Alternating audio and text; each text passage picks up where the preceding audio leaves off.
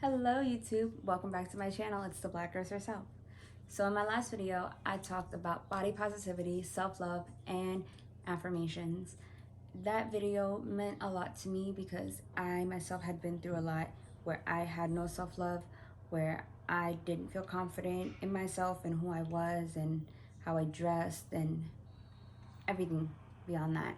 So it definitely meant a lot to me to be able to give you guys the advice that I was given, whether it was through friends, family, and mentors. So I definitely hope you guys took a lot out of that video and were able to give yourself that self-love that you definitely deserve. Speaking of self-love, I today will be talking about my tattoos. I am covered in them and I felt it was only right to let you guys know what the tattoos are, when I got them, and how I was able to come up with the idea of having something permanent on my body.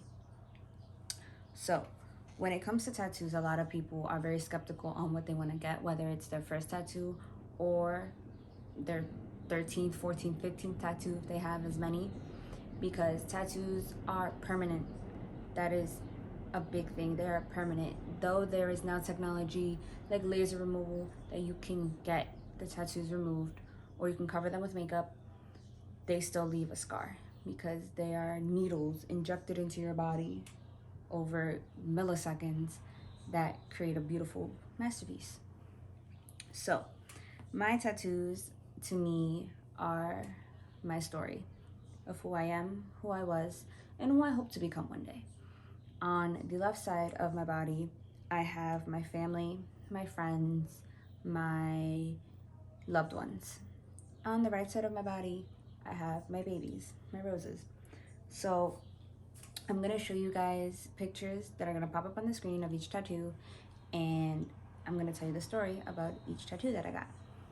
So my very first tattoo was a birthday gift for my 18th birthday from an individual who I unfortunately no longer have communication with, and we had gotten a matching tattoo. It was a Ying and Yang symbol representing the sun and the moon. That individual had had the moon, excuse me, and I had the sun. And Yin and Yang are supposed to represent two halves of a whole. They are complete opposites, but once together and united, they are a force to be reckoned with. And that individual and I had such a close friendship that was yin and yang. We were opposites of each other, but when we were together, we were indestructible. I had gotten that as my first tattoo because that person came with me to get it done, and it was a very cool experience, especially being that it was my 18th birthday. So it was I was legally able to get a tattoo without parental consent. So it was definitely a very momentous occasion for me. But over time, you outgrow your tattoos, you outgrow people in your life, like anything else. So it happens. I still have the tattoo. I had gotten it on my left shoulder, on the back of my left shoulder, and it is now covered. So my second tattoo is the first rose I ever got, and it is on my right forearm.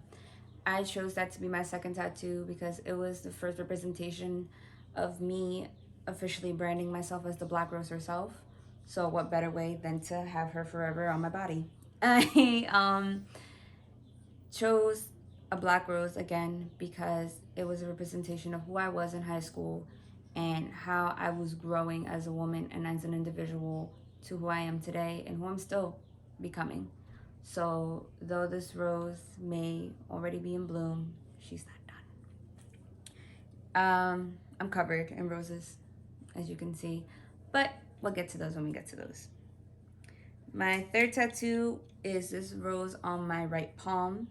A lot of individuals, including the artist that did it, were very intrigued by it being on my palm because they'd never seen a palm tattoo, and I was the first apparently for them. So I chose this because the design initially, because the rose, if you can tell, is growing out of my palm. So I wanted that to represent me growing, me blooming, me becoming the woman I am going to be. So I chose a growing rose, as I call her. My fourth tattoo, excuse me, is my sister's name on my left forearm. Her name is Hazel. I chose that name alongside her mom because it was just a beautiful name. We hadn't really thought of what she was going to be named, but Hazel seemed to fit, and it fit beautifully. So she's my princess. I got her name script, and then I got a tiara over her name because she's my princess. So that's that tattoo. My fifth tattoo is my grandparents' tattoo, which is a take on a family tree. It is all the initials of my grandparents and my great-grandparents. R for Remedios, S for Severina, L for Lorenza, F for Fidel, M for Young, and G for Gerald.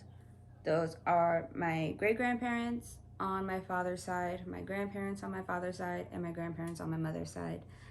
These individuals have been such a big part of my life, my entire life for that matter, because they have shaped me into the person I am today. They have been such an influence on me, and I love them with every fiber of my heart.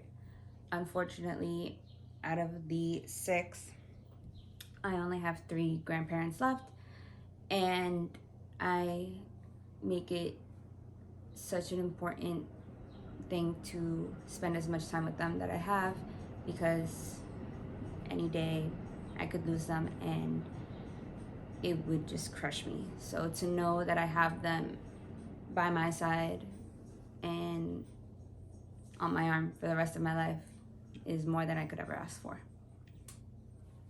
The next tattoo is another rose that I have on my ribcage, on the right side of my ribcage. It is a small, very simple black and white rose, and above the rose it says love yourself.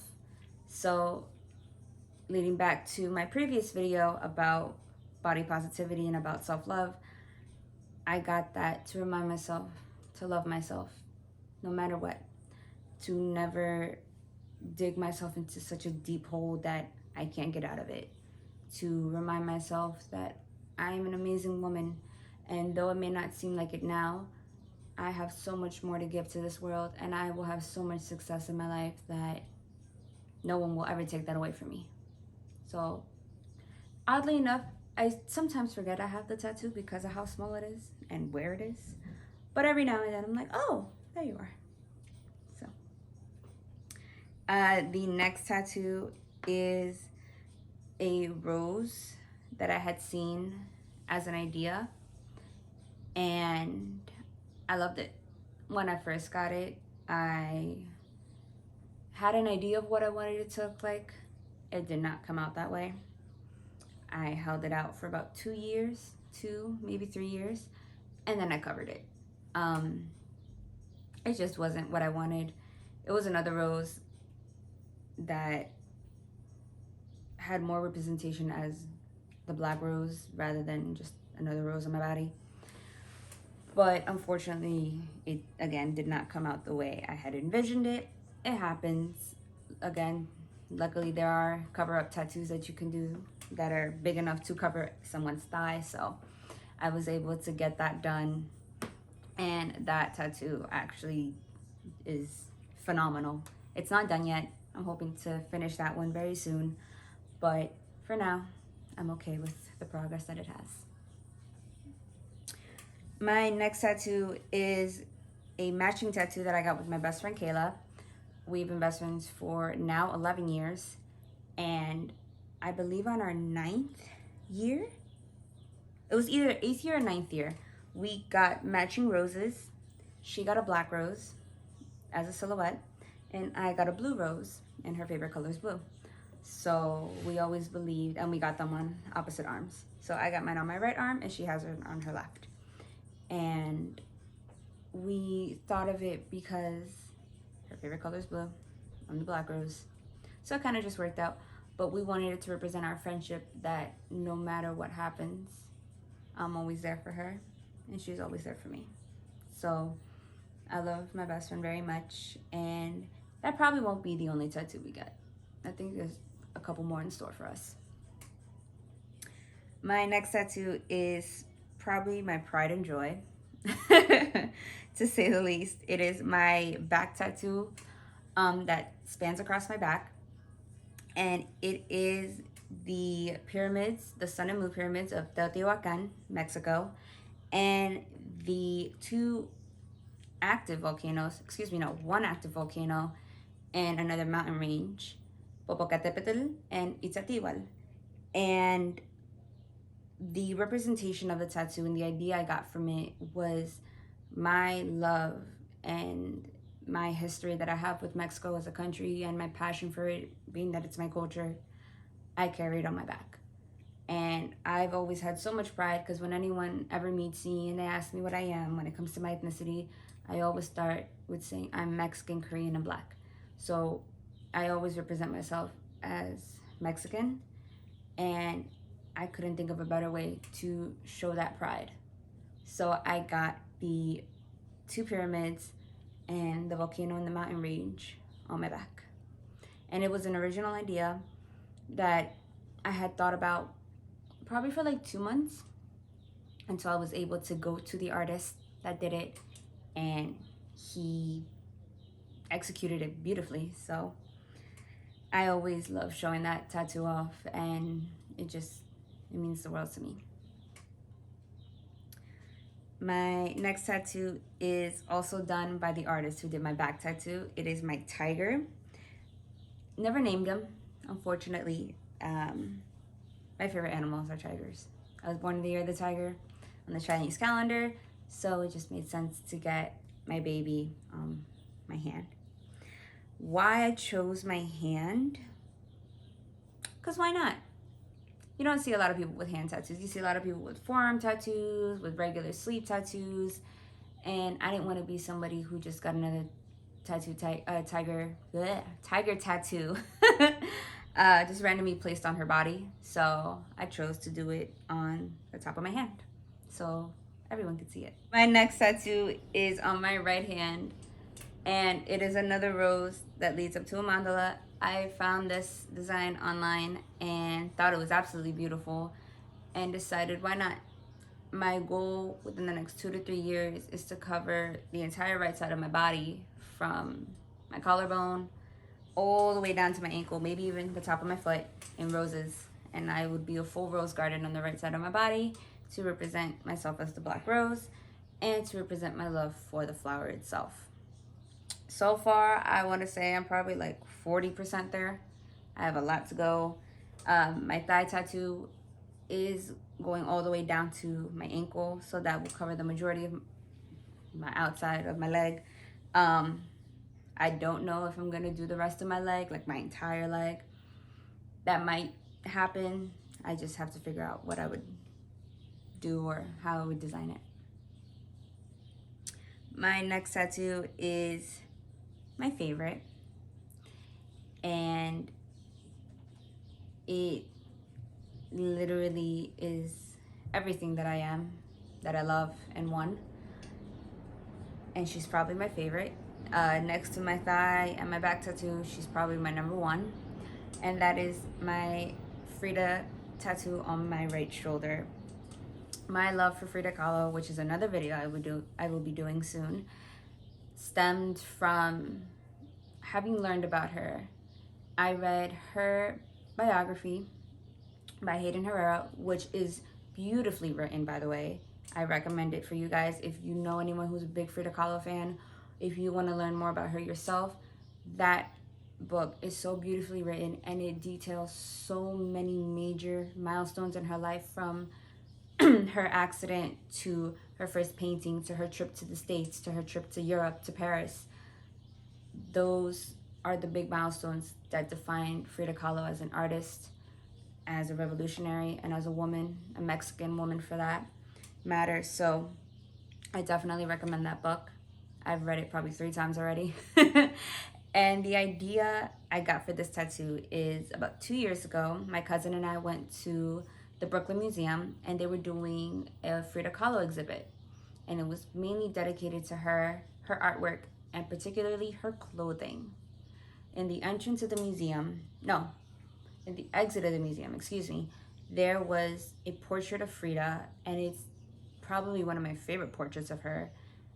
It was from her Vogue shoot that she did, and the picture is her in a green background filled with flowers. She has on this beautiful black top, or a black skirt, I believe, with just floral printing all around the neck. And her face and her stature and her face is so just straight and on point. She has no expression on her face, but it speaks volumes to such an extent. And I happened to take a picture in front of it with the exact same face.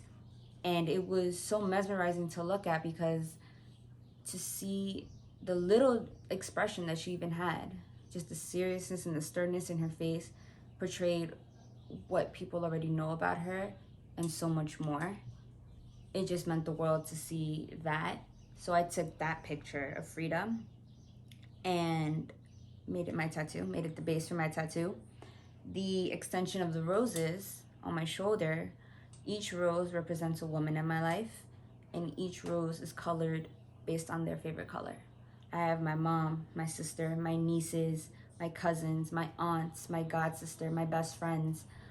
Each woman is represented by a color on each rose, and these women have helped me and have shaped me and have become such an influence in my life to be who I am today, that I couldn't have thought of a better representation than the one woman who I admire the most in history and the women that are in my life. And my second to last tattoo is just a simple black rose on my middle finger. Nothing too crazy. Again, like I said not too long ago, my goal is to cover my entire body, entire right side of my body, in roses. So even the littlest rose, like the one on my middle finger, makes a difference. And my last tattoo that I recently got over the summer last year is something very different. A lot of people are very interested in knowing the story behind the tattoo, and it is this crossword puzzle I have on the left side of my chest. These are all my nieces and nephews and my sister that I have here in New York and in Mexico. And the reason I got that tattoo is because I'm the only one in my generation in my family. So everyone's either older than me or younger than me.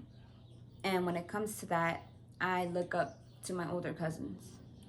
And my nieces, my nephews, my cousins, and my sister all look up to me. And being that is, I grew up raising them. I grew up with them. I have been there for their first steps, for their first words, for their first day of school pictures, for their first little graduation picture, whether it was from elementary school or from middle school to high school. I've been there for those milestones for these kids, and they are my absolute world. So I chose to give them a tattoo that I'd honestly been thinking about for over a year. And when I was finally ready to do it, my cousin got pregnant with her second daughter, and I had to wait for her to be born so I could know her name. And once she was finally born and I learned her name, I was finally able to get the tattoo.